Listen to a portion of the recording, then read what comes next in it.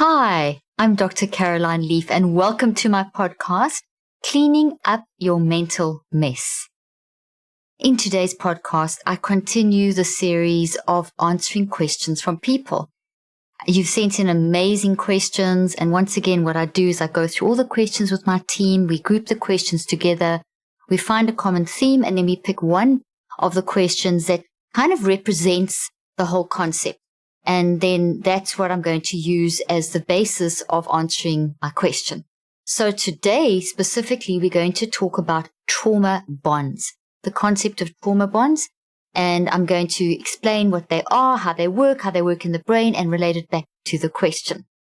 But before we begin, I just want to remind you that these podcasts are for educational purposes. They are not medical advice. And if you have any needs for medical, psychological, therapeutic, mental health advice, you need to contact your most appropriate professional. So this is mental health education. Thank you so much for joining me. And today we are going to be talking, as I said, about trauma bonds. So let's dive straight in. And I'm going to start by defining them. And the leading expert who actually coined the term trauma bonds is Dr. Patrick Carnes. And he has an incredible book. And we will put the link to his book in the show notes, as well as in the blog that goes along with this. So if you haven't yet subscribed to my email list at drleaf.com, I suggest you do. I really recommend it because we always do a blog that's associated with the podcast. And then also this is all recorded on YouTube. So if you're listening on any of the audio platforms, you can also see me and using all my props and things to explain this on my YouTube channel. So you can subscribe there for more information. Okay, so let's begin. So what Patrick Carnes says, I'm going to read a couple of his quotes and statements, and he describes trauma bonds in this way. Exploitive relationships can create trauma bonds. So the first thing I want to point out there is exploitive relationships. So those are relationships that are not consensually for the good of both people. Someone is being exploited in the relationship. So exploitive relationships can create trauma bonds. And these are like chains that link a victim to someone who is potentially harmful to their mental health or dangerous to them. Now, as we go through this discussion today, I'm going to be bringing the brain science and the mind-brain integration science behind what this looks like in the brain and the body and the mind, in terms of helping to understand why they happen and then give some suggestions for how to manage the situation. Okay, so continuing with Dr. Paul Carnes' description, divorce, employee relations, litigation of any type, incest and child abuse, family and marital systems, domestic violence, hostage negotiations, kidnapping, professional exploitation, and religious abuse are all areas of trauma bonding. So I don't cover every single one of those areas in this podcast, and this is why I'm going to refer you to a few different resources where you can go and dive deeper. The purpose of this podcast is of an educational nature, as I mentioned, to help you understand the basic concept from a more neurological, neuroscience, mind-brain integration perspective, and then also to answer a person's question so that I can put it into context for you and to bring that side of the concept to help us understand. So Dr. Paul Carnes goes on to say that all these relationships share one thing, and that is they are situations of incredible intensity. So there's a lot of high intensity, and we'll discuss what that looks like in the brain and the body and why it has such an impact. So these situations are of incredible intensity or importance where there is an exploitation of trust or power. So I'm going to read that again. All trauma bonds, all these relationships in these different areas share one thing, and that is they are situations of incredible intensity or importance or both, where there is an exploitation of trust or power. And it may be kind of subtle because of the confusion of the trauma bond, because it's very often, if it's in a relationship between two people, there's a lot of sort of periods where a person's natural wired for love mode comes out. And so there's periods of nice times in the relationship, which is very confusing, but we'll discuss that. So the letter that I'm going to read is from someone who's anonymous and who's chosen to stay anonymous. And I want to just honor that, and I want to thank them for their letter, and I know they'll know who they are, but I know so many people are going to benefit from this because, as I said, we've collectively looked at a lot of different questions from the emails that you guys have sent in, found all the ones that related to this kind of trauma bonding concept and taken one that's sort of a general representation. So I'm going to start reading you the letter. Hi, Dr. Leaf. First of all, I wanted to say that, wow, I'm so amazed by your work. So thank you. That's so nice. I appreciate that, getting that feedback. Once I was watching your 2-hour podcast on how to heal yourself with your mind. I experienced goosebumps continuously. Well, that's beautiful. Thank you. You just put everything into words, what I have experienced with my own healing, which was always so hard to explain to others. Well, if that's what I can help to do, that is fantastic, because it's not easy going through mental health challenges. It's not easy being a human. Let's face it, there's so much hard stuff to deal with and so many difficult things to deal with. Okay, so now her question. Her question, there she goes on to say, my question would be about toxic people and relationships. And she goes on to describe, and I'm just going to kind of abbreviate it. She says, I have a boyfriend that was heavily using alcohol, prescribed pills, and all kinds of drugs for 6 years. 4 years ago, I went away from him because of this reason. Last year, he came back to me, promising that he is in a good place. He stopped partying, lives a normal life. That's what he said. But I saw that he was still in a very dark place. When we started almost living together, I saw him basically unconsciously killing himself with alcohol, smoking, amphetamines, and so on. And it was the scariest experience in my life. I saw how he had disconnected from everybody, even from himself. Little by little, I was trying to help him to understand what he was doing to himself.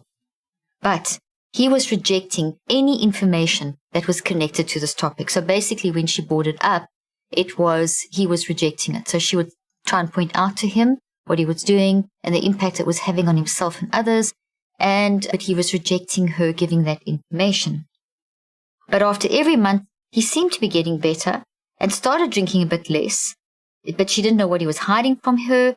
And he said, I knew he was trying to do this for me. And there's a key thing over there. You can't do something for someone if you're trying to heal yourself. You have to do it for yourself first and then for someone.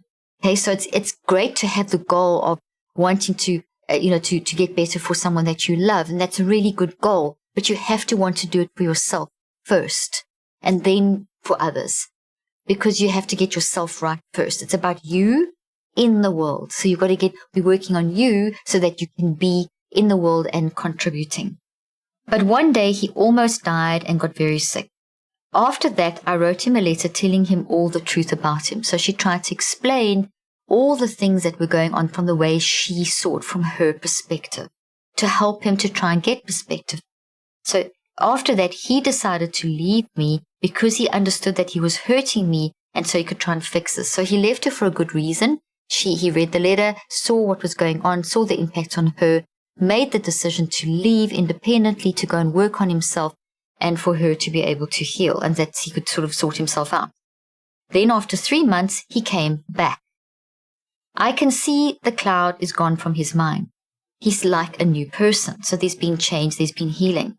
We are trying to be together again. But, and here's the big but, I can see that all toxic traits are still there. Emotional manipulation, gaslighting, emotional instability, etc. But now I can see the patterns and understand where everything comes from, and I think deal with this in a healthy way for myself and him, that he would heal his childhood wounds. So he's now back, and there is 2 things happening. On the one hand, she sees there's big improvement, that he's a different person, but she sees there's still certain very, very strong warning signs in the relationship. Things like emotional manipulation, gaslighting, emotional instability. And that's all going to mean that that's coming at her. So that's toxic to her. So his own toxicity, which is not being processed, is being transmitted through the gaslighting, through the emotional instability, through the emotional manipulation. These are very strong key words that are showing that there is maybe a process of healing taking place, because she said she can see a difference, and he's come back after the 3 months. So he's gone and done some work, but there's still a lot going on. And those are warning signals that emotional manipulation, that emotional instability, that those narcissistic type tendencies, the gaslighting, those things are warning signals that there's still quite a lot going on underneath that is still pushed down and not processed, but his girlfriend, the person who wrote the letter, is a safe space for him, but it's not really a safe space for her anymore, because if you're not dealing with your stuff, that goes for all humans. If we don't deal with our stuff, whatever we push down, you've heard me say this often before, is damaging to the brain, the body, and the mind, and whatever is pushed down is going to go into the cells of the body. It's already in the brain, and it's also in the mind, and you're going to transmit as toxic behavior patterns like emotional manipulation and gaslighting, etc. There's so many different things, but I'm just going on the specifics of this particular letter. So whatever we don't deal with, we transmit. And if you're transmitting onto others and trying to put the onus on the other person to fix me, that's never going to work. And the fact that there's still such strong warning signals being transmitted from the boyfriend is a very big red light that something is still not right here at all. Okay? So, but I believe, the girlfriend goes on to say, but I believe with every day, every month, every year, he'll get better. And that's an incredibly important thing that this girlfriend is believing. You see, deep down inside, we are wired for love. Our neurobiology, our brain and our body are wired for love, which means that we don't have structures in our brain and our body for all the traumas and things that we experience.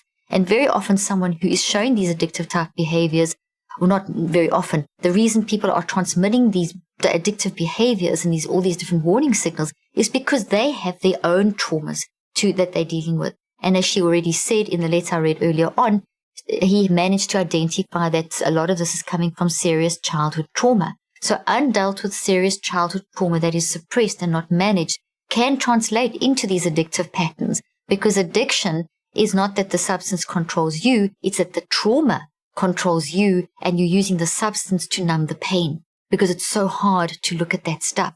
And she, in a way, the girlfriend in a way, has become someone that he obviously does love, but someone that is also almost like an addiction, because she helps to also numb the pain to a certain extent.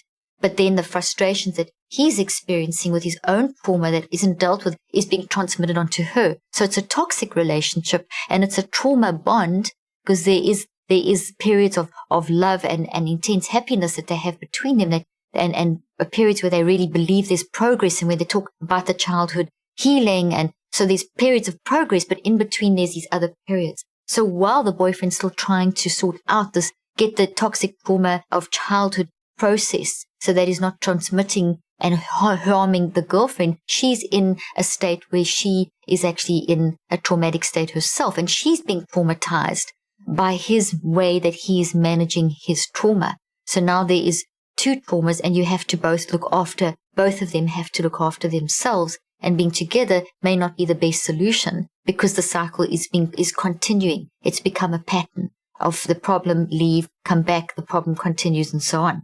So she sees that every day she believes that something will change, and that's true. We want people that love us and care for us to believe in us, and to believe that you can do it, and to tell someone, hey, I believe in you, I love you, I believe you can do this. At the same time, putting up the boundary of saying, I really believe you can do this, but you can do this. I can support you. I've supported you to this point, but from this point on, until you can learn how to manage that childhood trauma through going for therapy, etc., you are transmitting your pain onto me, and it's toxic for our relationship. And that's the sort of conversation that may need to be had, where that's a boundary. I care for you. I love you. I believe in your healing, but I have to put up a boundary, because your battle is now affecting my ability to function, and is creating trauma in me. So that desire to love is good. The pouring on of love will increase the person's resilience, but staying in that relationship may not actually facilitate, because it's like you are numbing the pain, and then that boyfriend's potentially not, I'm not saying that for sure because I don't know them intimately, I haven't spoken to them, I'm just going on this brief information in this letter, but the situation potentially shows itself as one where the boyfriend is, while she is there, he's transmitting his pain, as I've said, onto her, but she's a form of numbing, like the alcohol. So until he recognizes that all the substances and alcohol and the way he treats the girlfriend is part of the signals of his trauma unmanaged, until he recognizes that, it's going to continue.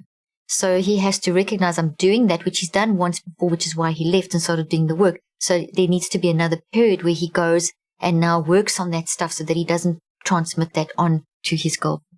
Okay? He doesn't want to go to therapy. So now that's another key thing, because if you're going to be healed, if you're going to work through healing, especially when there's major childhood trauma that is resulting in such extreme patterns of behavior, which this boyfriend is demonstrating, that needs therapeutic intervention. And you've heard me talk often about the importance of therapy and going to therapy and dealing with stuff and having a support system, counseling, coaching, therapy, whatever it is. And then you've also heard me talk about constantly about managing our mental mess through mind management.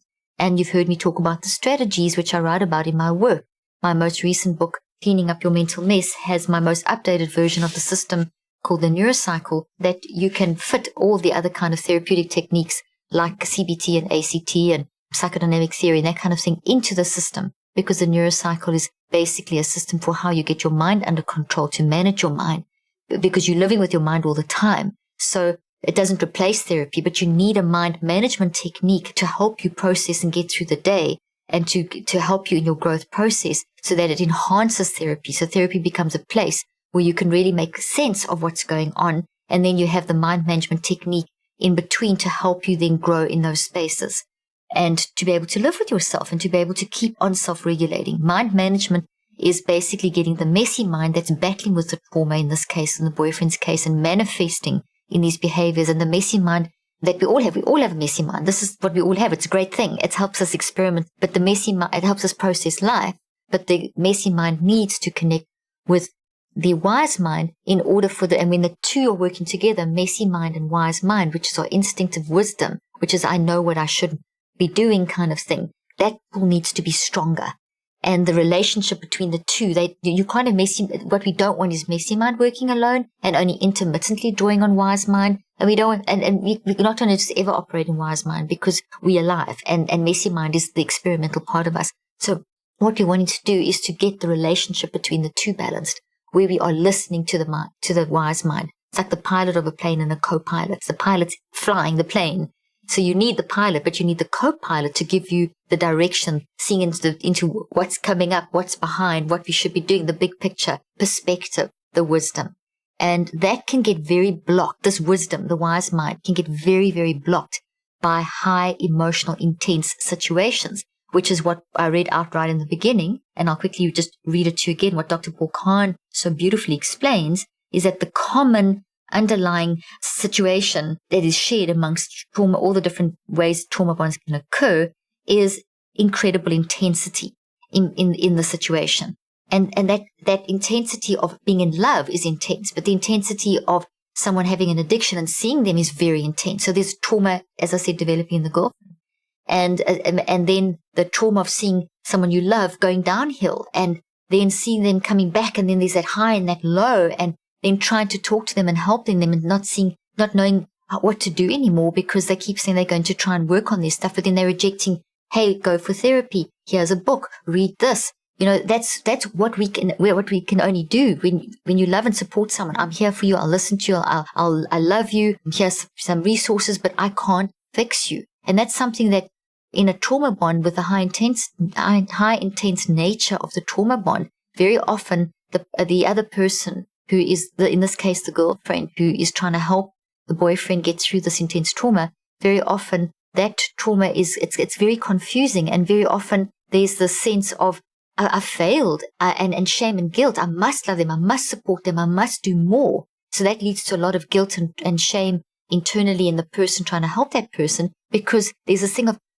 I've done so much. There's this like high intensity inside of the person who loves that person, who sees that the person you love destroying yourself. You want to go in there and fix it. And you say, try this, try that. And that can be very frustrating. And then you feel guilty because you feel frustrated, or you feel irritated, or you feel like exhausted, or you feel drained and burnt out. And you can feel now you are becoming traumatized. There's a secondary trauma in you from what is going on in the situation that you're in. So it's very, very high intense. So this particular letter is talking about trauma bonds in a relationship that is going wrong. But as I mentioned already from what I read from Dr. Paul Carney's book, these trauma bonds can form in multiple situations. So divorce, employee relations, litigation of any type, incest, child abuse, family and marital systems, domestic violence, hostage negotiations, kidnapping, professional exploitation, and religious abuse. Those are all areas of trauma bonding. So I'm not discussing all those areas now.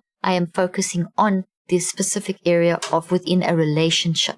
Okay, now just moving on in reading the letter. He does not want to go to therapy. So now this girlfriend is in love, saying, hey, I can see you're in pain. I know it's from your childhood trauma. You're manifesting with this. So, hey, let you go for therapy so that you can try and talk this through. And here's resources, but he doesn't want to. He doesn't want to know. He doesn't want to see the link between the addiction, the addictive behaviors that are being used to numb the pain, because love is our top addiction and it's a good addiction. We're wired for love.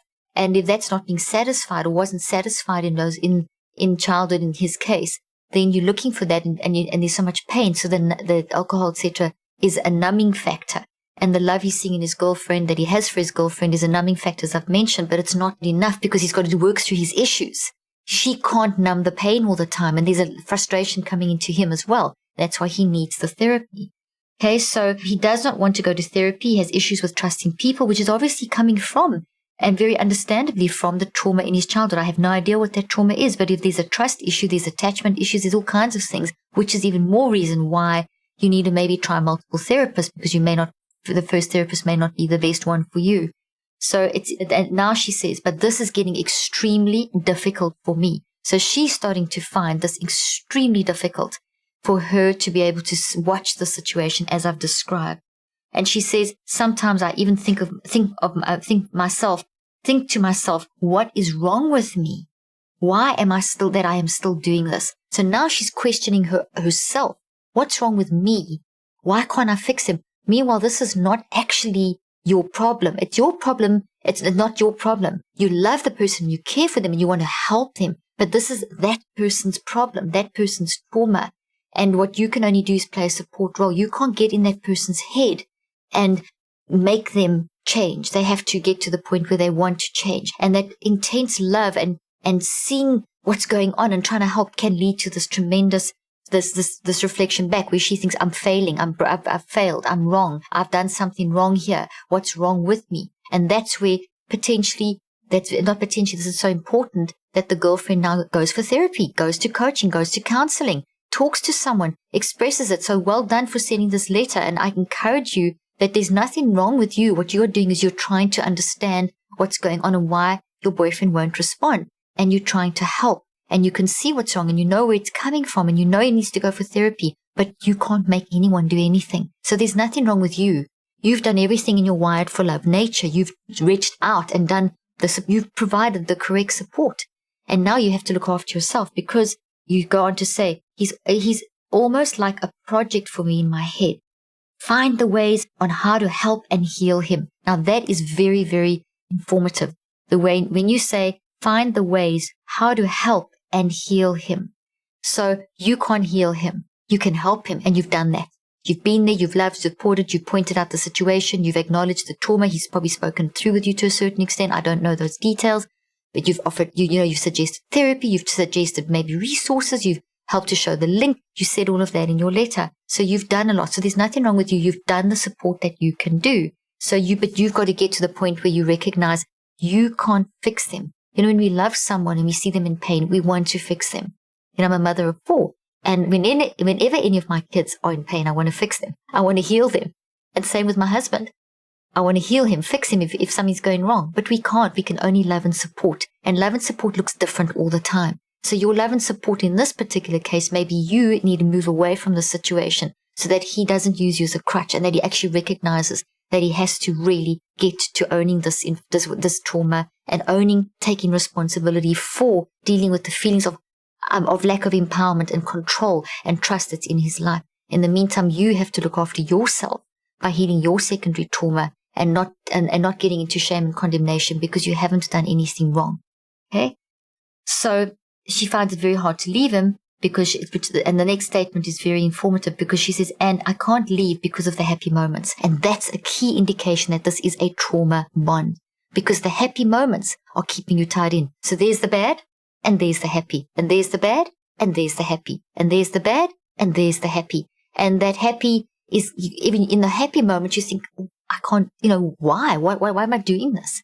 And I can tell you, I had 2 instances in my life where I got into a trauma bond type situation. One, I was just in my 4th year at in my first degree, and I met someone who was like really had a lot of issues as well. And long story short is that we got into a relationship, and even to the point where we were speaking marriage, and it was very quick, and all the emotional instability. I was just so thrown by everything. It was very, very toxic.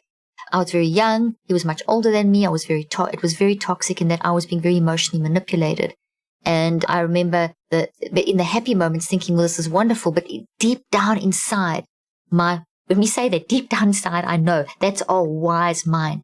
My wise mind was sending me signals where I was feeling on edge and uneasy, and I can fix him. And, that's why I recognize a lot of these statements. I can fix him. I can heal him. I can see where this is coming from, and I can help him. But I had to realize one day that I can't. And it did take my family telling me that, listen, if you decide to marry him, we're not going to support this decision because this man is not good for you. And that was really hard to hear. I had to kind of crash to be able to recognize, listen, there's nothing wrong with me. I've got to, we've all got things wrong with us, but there's not something wrong with me inherently. I'm not a bad person, but this is not a healthy relationship. I need to pull away and heal and get myself in the right place. And this person needs to heal.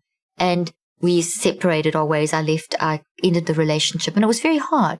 And for a while, I felt guilt and shame, thinking, I didn't try hard enough and that kind of thing. So we need to, we can be very hard on ourselves, and that, that I had to work through that and process through that. I did a lot of neurocycling. It wasn't called the neurocycle back then, but a lot of had incredible supportive family that I could talk to and friends that I could talk to process and understand what was going on and to get to a place of healing from that relationship.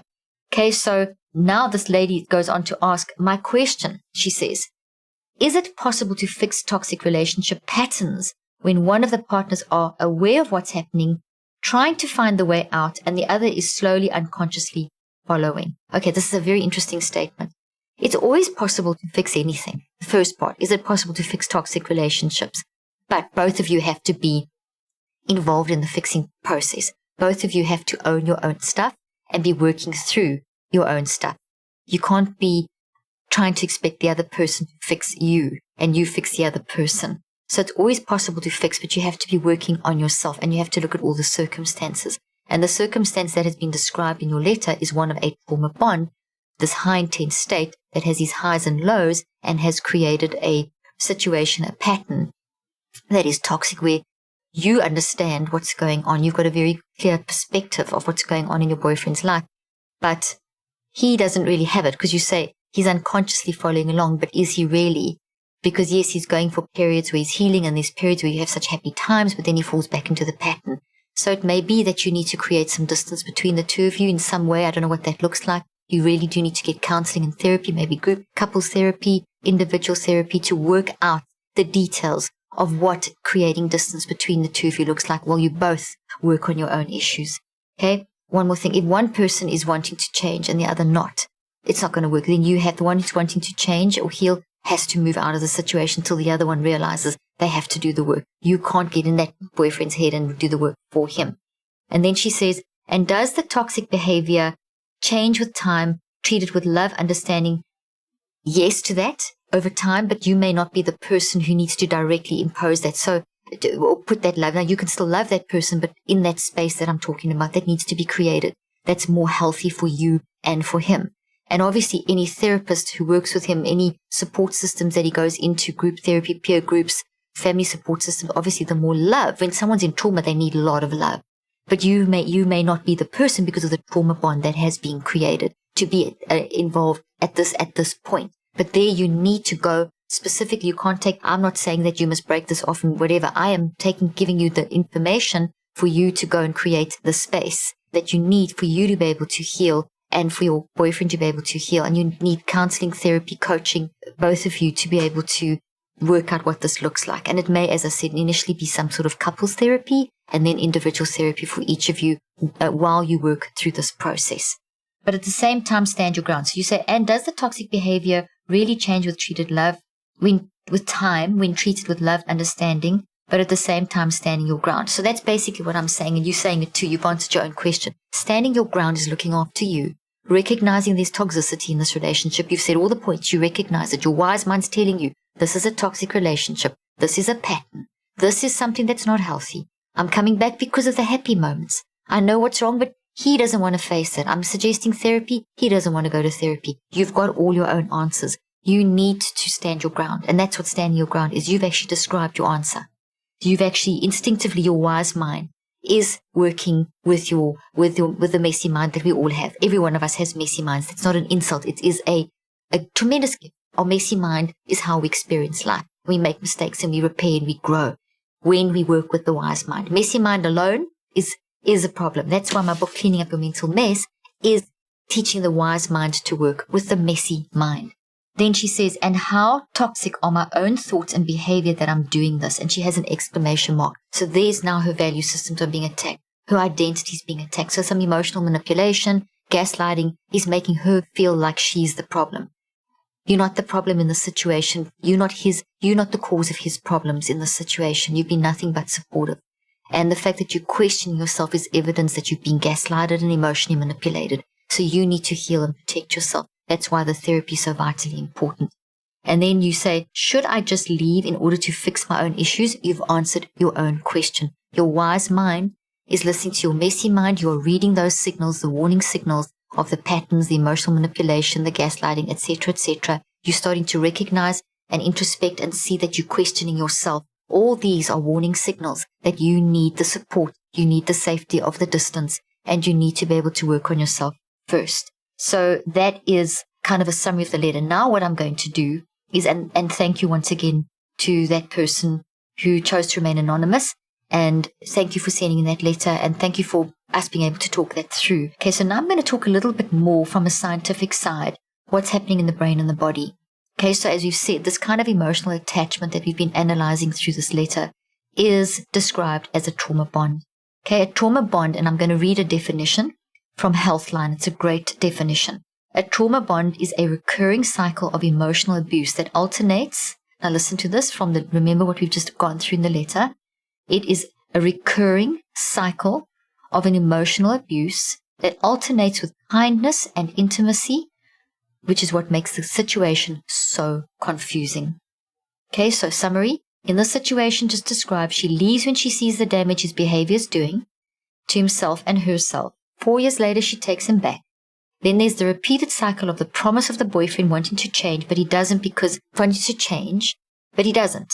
And she understands that she now has more understanding that the trauma and the repeated cycle is coming from the root cause of trauma, and which is the root cause of his addictive behaviors. And she feels that she can help him with love, patience, and kindness, but she's questioning that this is not healthy because there's warning signals of the emotional abuse, gaslighting patterns coming back, changing but not changing. He lies to her. She's not sure she can trust him. All those are signs that she's questioning, that her wise mind, her non-conscious mind are busy sending to her. This is now leading to her oscillating between thinking there's something wrong with her because he doesn't want to get any other help, and that her help isn't creating a sustainable change. So it's definitely time, as I said, to create the distance. So now let's see how this works in the brain. So bonding between two people is a I'm going to give you a long word, psycho-neurobiological phenomenon. So psycho-mind, neuro-brain, biological body. Okay? So it's all three. That's what I talk about all the time. Mind, brain, body connection. Psycho-neurobiological.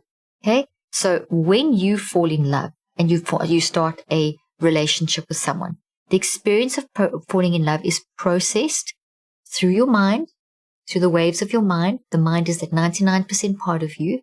Okay, so the whole experience of falling in love, meeting that person, and that experience is built through your mind, is pushed into your brain. So it's a whole energetic flow of that whole, all the elements of meeting someone, falling in love, the conversations, the touch, the sensations, the communication, the meaning, all of that's received through your mind, pushed into your brain, and your brain, the connection between the mind and the brain then creates the physical result of that. So it's built in, this experience is built into the brain as a healthy tree.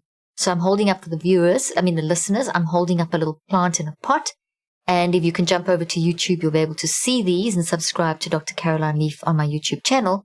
And in this little tree, it's in a pot, and the pot has roots. So all the roots are all the experiences that you are having at each connection point, and growing more and more little root memories each time you connect, each time you have dinner together, talk on the phone, send a text, have that hug, etc., intimacy, etc. Each of those is the root experience. And as you have each experience, the branch memories are your interpretation of that.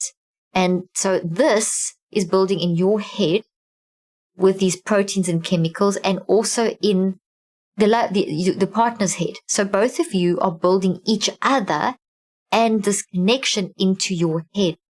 So as you're experiencing this, so is the partner. So you're building each other. So you built each other into these protein trees in your head. And it's in the waves of your mind. And a way to visualize the waves of your mind is if like if you're looking at it, if you any voice tracking, you'll see the little lines. Okay, that's kind of a good way to visualize our thoughts in our mind. It's like a little pattern that we store.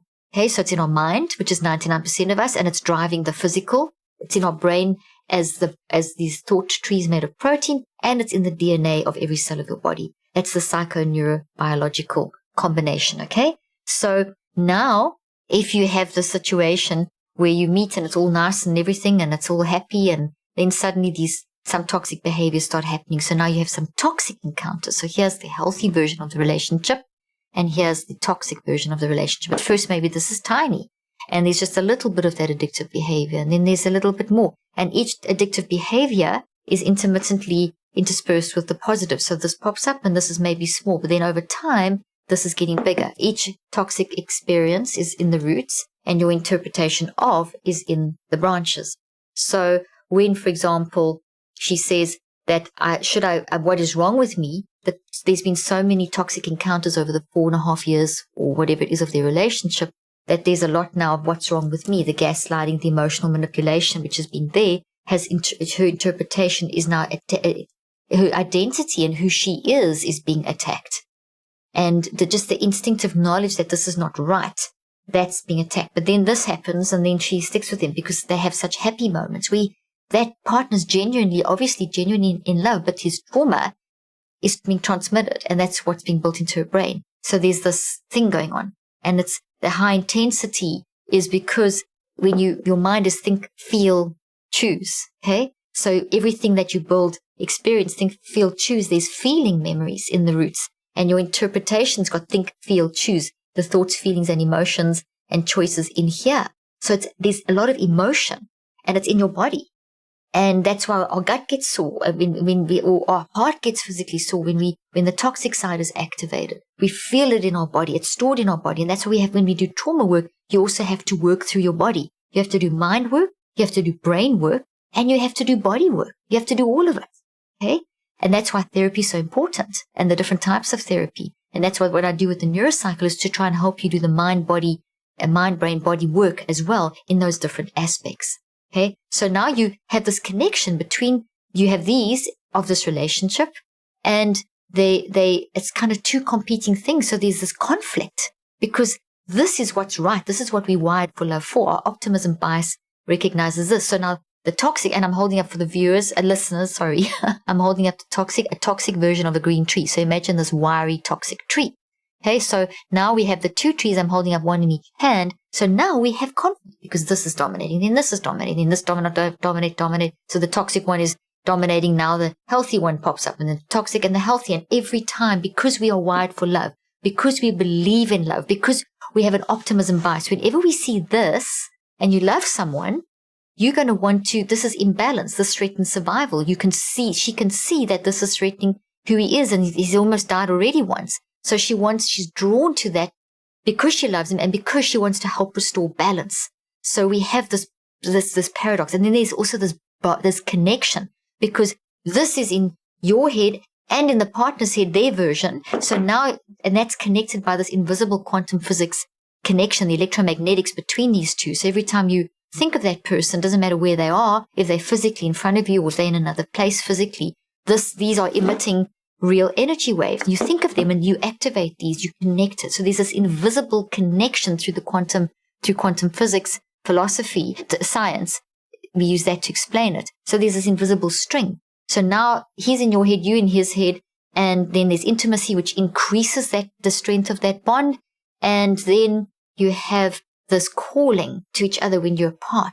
And because of the intensity and the up and down nature and the confusion, and we can get so immersed in this, there's a drawing, there's a pulling effect, which is very paradoxical. So, and very confusing. And then the confusion adds to this. So there's a lot of mix of emotions. So it takes a lot of trying to discern between all the emotions. And that's where the neurocycle is so good, because the neurocycle very systematically, it teaches you how to very systematically, first of all, gather awareness. Let's identify all these emotions. Let's identify all the behavior emotional warning signals. Let's gather awareness of the emotional warning signals. Let's gather awareness of the behavioral warning signals. Let's gather awareness of the physical warning signals, the sore heart, etc. The behaviors. What are you doing? Keep going back. Keep saying the same thing. What's the patterns in the behaviors in the relationship? Your behaviors, his behaviors, gaslighting, etc. What are the perspective warning signals? Okay. And as you start this work, it's going to be a lot to unpack. So you just do it a little bit at a time. So that's why I always recommend the neurocycles done 15 to 45 minutes a day. And I have a whole chapter in this book on how to detox traumatic situations using the neurocycle. Okay. Whether it's primary or secondary trauma, big T trauma, etc., cumulative trauma, which is in this case what's happening here. He's got childhood trauma and cumulative trauma and addictive coping patterns, and she's got secondary trauma and so on. So there's trauma going on. So you work on it for 15 to 45 minutes every day. The neurocycle is the 5-step process that you do in that time. And in that process, you're going to gather awareness of the signals. Then you systematically go to the next step in a very objective way, and you start questioning why and asking, answering, and discussing. And then you write in the 2 different steps of writing. The metacog is the way that you then pour all this information on paper in this branched way. And as you do this branched, you draw a circle, write the main topic in the middle of the page. So trauma bond, or I'm confused, should I stay, or whatever it may be related to can toxic relationships heal, however you see that at that moment, because it'll change each day, potentially. And then you just draw a line and you write a word, and whatever, another line and write a word. Like each branch grows from the other branches. When you create a metacog, you're growing branches, right? A branch grows out of another branch, and you're putting a word on each branch. And it doesn't have to make sense. And sometimes there'll be a little phrase and sometimes a drawing. Just pour it out, because that's your left and your right side coming together, oxygen increasing, blood flow increasing, all the different waves, alpha, delta, theta, alpha, beta, gamma, high beta, high gamma, all flowing in the right way, bringing balance coherence between the 2 sides of the brain to help you to get deep into the wise mind, so that the wise mind starts to really talk to the messy mind, that you build a relationship. So these 5 steps are doing that, pulling the wise mind and the messy mind together. And then the 4th step is where you're going to now start trying to make sense of that and reconceptualize it and look at it in a different way and see it from another angle and look at the patterns and the triggers and the antidotes. And the active reach is a little action that you can do in that specific day. And on the first day, you may only identify a few things, and each day you're going to progress. And then as you go to therapy, you can take this work because you write it down in your neurocycle journal. I also now have the neurocycle app. So you can get the book, get the app, and you can actually then, I walk you through the process, and then you take that work to your therapy session. And then you work through what all of that means. You get a deeper level of perspective, because maybe you write all this stuff down and you just don't know how to process it. So that's where the therapy comes in. And so you go on. Okay. And so that pulling that occurs when you're constantly together. So every time you're together, this is made stronger and stronger and stronger and stronger. So sometimes it becomes so toxic that you can't see the wood for the trees, that you're trying to restore balance, but you've got so caught up in this that is just messy, messy, messy, messy, messy. So to get messy back working with wise, we have to create the distance. And in this case, with the trauma bond, it's very important that the distance is created so that the healing can happen on both sides. The 2 different types of trauma that need to be addressed needs to happen on both sides. And the less energy, when you're together, these are fed and they grow, but when you're apart, there's still the connection, but the energy is now depleting because it's not being fed every day by that direct contact. So the energy is now getting weaker. So this then becomes weaker, and this becomes stronger because you're focusing on the healing aspect. So therefore you're being empowered to get more autonomy and to get more independence, to get more agency over facing this toxic situation and the toxic stresses it brings. But in it, it's very hard to do that. So you need to get out of it. You need to get out of the situation to be able to actually do the healing and see the best next steps forward. And that's where, honestly, I can't stress it enough. Neurocycle is phenomenal alongside the therapy in these kind of situations. Okay, so, and also just another interesting thing is that habits form over 63 days. And when a habit forms, behavior changes. So each toxic contact that you have, this relationship in the letter that I read, the person's been going through this for 4.5 years. So in 1 year, okay, let's do this. It takes 63 days for a habit to form and for behavior to change. That goes for the healthy and the negative. So for this person the boyfriend who's in the toxic patterns, it's been going on for a long time. For how many years? So these patterns that are very, very strong and very established and very, very dominant. So that's going to take a lot of work from you, from that person, not you, from the person. If this is speaking to you, we have to fix our own toxic stuff. It's going to take a lot of time to unwire and rewire and reconceptualize these things. So over 4 years, which is the length of this relationship, there have been at least 24 63-day cycles. So there's this repeated pattern. There's been a chance to practice these behaviors at least 24 times over that time period. So they're very established.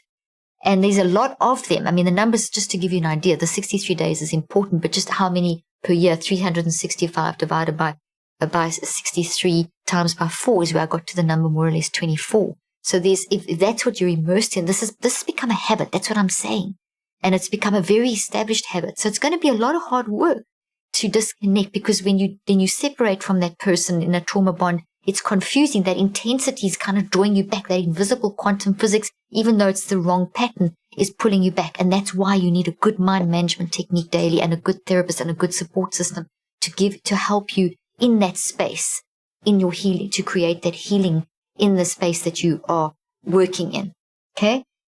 So just to kind of summarize, I want to just read a couple of notes that I've made over here to you. See, the bonding becomes very distorted when it's toxic, with toxic experiences. Some lovely times mixed in the chaotic manner to create confusion. So some of this, and it gets very confusing. Now, this is happening in the brain.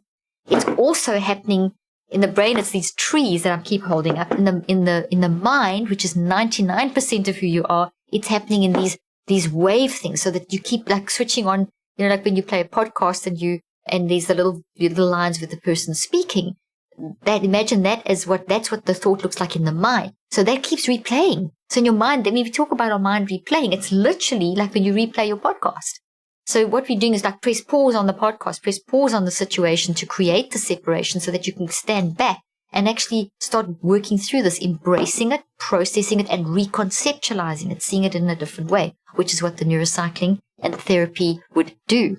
Okay? So this confusion creates kind of a kind of emotional blindness to what is really going on. But if you stand back and you really think, which is what this lady has so brilliantly done in her analysis, when she said that she recognizes there's a problem and should I start working on myself? Should I get out of this? Should I look after myself? That's her wise mind speaking. She's seeing that. She's getting insight. There's coherence happening in her brain, which is incredible. Okay? And where we see this, where her wise mind is being listened to by the messy mind, and in that way she's getting introspective and diving deep into the non-conscious mind, and the non-conscious mind is working with the conscious mind. We see that happening in these statements that she says. Sometimes I even think, what is wrong with myself? Why am I still doing this? So she's reading the warning signal that I recognize I'm seeing that there's something wrong with myself. It's almost like he's a project. She's trying to process and understand this. It seems like there's this project for me and I can't seem to get it right. What's wrong with me? And she's recognizing that that's what she's doing. Brilliant. That's insight. That's wise mind talking to messy mind. And she's working this out. And she says, but maybe I should go. Maybe I should work on myself before I can fix him, because I'm recognizing I'm seeing this. Maybe this is the wrong way to see this. So there's tremendous insight starting to develop there. And to continue that development, she needs to get into a space where she can start weakening that trauma bond and do the healing. And when the healing happens, that trauma bond changes. You disconnect from that person. You cut that, you sever that tie, and you release and you disconnect. So that emotional manipulation is no longer controlling you. But you have to get to a place of very strong. And when you're that strong, this connection is gone. The trauma bond connection is gone. And then you now are in a better space to say, okay, do I want to go back when he's done his work? Am I going to be able to evaluate that? Am I going to be able, all those kinds of questions that are healthy questions to see whether this is going to be good for you going forward. It may not be that you go back to them. It may be an unhealthy trigger. It may be that you both need to get new relationships. It may be that once you both work through your stuff, that being together may be the best thing. No one can say that. It's your individual, unique narrative. That's why you have to do the mind work through the neurocycle. You have to get into the therapy. Okay? This in part is why it's harder to leave an abusive relationship the longer it continues. And that's because of these emotional bonds that form. Bonding makes it hard to enforce boundaries. When you're in that space, it's very hard to enforce boundaries. When you're separated, it's much easier to enforce boundaries. And it's harder to keep away from people that we bonded to. So that's why there's always this coming back. So let me explain that quickly in another way. That yes, separated, but look how he was there, he went, she left, he came back. There's this, and this is very often, this is the pattern of abusive relationships and trauma bonding, is this going back. And it's only when you are having that healthy work in that space of mind work and therapy, etc., and mind, brain, body work. Remember, it's got to be all three, okay? You may need to do things like trauma yoga and physical stuff. There's many different things. I give lots of suggestions in my app, and I'm going to give you some other references of books that are really great for this if you're in this situation. But basically, it's harder to keep boundaries because of this confusion. Everything's distorted. As I said, there's almost like this mind blindness that happens when this occurs here, and that's the messy mind dominating. Mind clarity comes when messy mind works with wise mind. And so that's decisions we have to make. That's where we have to stand back and observe our own thinking. We have to start, when people say, how do I even begin? It's to start very objectively, standing back and observing your own thinking, being a pilot and the co-pilot at the same time, and standing and saying, okay, let me look at my life as though you are looking at someone else, as though you're giving yourself therapy, distancing yourself, creating that space, and using the pronoun you. Okay, Caroline, you, or ex-person, you are doing let's look at your warning signals. There's no condemnation. There's no judgment. It's all done in kindness. But you are going through a very systematic way of standing back and observing your own thinking, feeling, and choosing, and observing the warning signals that is producing. So you're kind of standing back. You're not immersed in it. You're standing back. You can even visualize a building, and I talk about that technique in here, where you can imagine in a building and sealed up windows, and the situations with the person are behind sealed windows, and you standing on the outside and very objectively gathering awareness of the signals, reflecting, doing the right steps, and doing the active reach daily. So there's those kind of things that you can do, techniques, a lot of different techniques I talk about in my book. And there's a lot of good books on techniques that you can also add in. So the resources I give you fit beautifully inside the neurocycle and inside a therapy context. Okay, so in leaving a long relationship, it's not always useful to judge the correctness of the decision by how hard it is, because it'll always be hard. And so that's kind of a statement that I want to we're almost at the end of this podcast. But I just want to say that again, in leaving a long relationship, and 4.5 years is a long time, even 6 months can feel like a long time. It's not useful to judge the correctness of the decision on how hard it is. So don't say, oh gosh, this is so hard, I must be wrong. Okay? Because it's always going to be hard. It's always going to be hard. So don't judge the correctness of the decision based on how hard it feels. Okay? It's not useful to judge the correctness of the decision, because it's always going to be hard. Always. For all these physiological reasons, the brain, mind, body connection, these invisible connections with quantum physics, all the stuff in your DNA is changed. You've got to change all of that. You've got to rewire your brain. You've got to reset those little signals in your mind. You've got to reset the DNA. You've got to change all of that. That takes these cycles of 63 days, multiple cycles of 63 days. Okay. And then also, if you've had any previous traumas, the girlfriend and the boyfriend, you already know that there's traumas. But if you've had previous traumas, all of those get triggered in any current traumatic situation. All those traumas pop up too that may not even be the same, different traumas. And they all feed in to this funnel. This seems to find, like a magnet, seems to find the others. There's like a pulling power of this onto other traumas. And then that just adds to even more confusion, which is so important that we get that mind work, that we get that therapy. So, in conclusion, here are some action steps for this particular person or for any of you out there who can relate to what we've discussed in this podcast today. First action steps is I would strongly recommend that you get into using the neurocycle. I'm obviously talking about that because I've spent 38 years researching this, and I understand that this is the system, a brilliant system for driving the mind. And our mind drives everything. Our mind is always driving everything. You wake up with your mind, you sleep with your mind, you're doing everything with your mind, you're in this relationship with your mind, you're in life with your mind. So you've got to know how to be very objective in managing your mind. You need mind management. So my first recommendation is you need mind management, which will help you get the perspective to make the right decisions in whatever situation you're in. And what I can offer you from my research is the neurocycle. In my latest book, Cleaning Up Your Mental Mess, I've been researching this for 38 years. I also have the neurocycle app. So there I can offer you those. It's not the only mind management, but in that is a framework of where you can fit in other beautiful, there's amazing techniques out there and amazing therapies out there that you can fit in this framework. So the neurocycle is a framework for mind management. And in step 4 and 5 is where you can fit in a lot of the other therapeutic techniques. It's just priming your mind to prime your brain to change and to help you get control back, to empower you. Then I recommend therapy, strongly recommend therapy, counseling, support system, coaching, all of the above in whatever combination you can. And then I recommend Dr. Patrick Kahn's book. We'll put the link in the show notes. And I also recommend the book, The Body Keeps the Score, Mind, Brain, and Body Healing of Trauma by Bessel van der Kolk. Okay, so those are some tips to help you. And I thank you for listening to me. I hope this has helped you. And just remember, you can't control the events and circumstances of life, but you can control your responses. You can learn to control your responses. And that's what I hope to help you with. Thank you for joining me today, and I look forward to seeing you next time.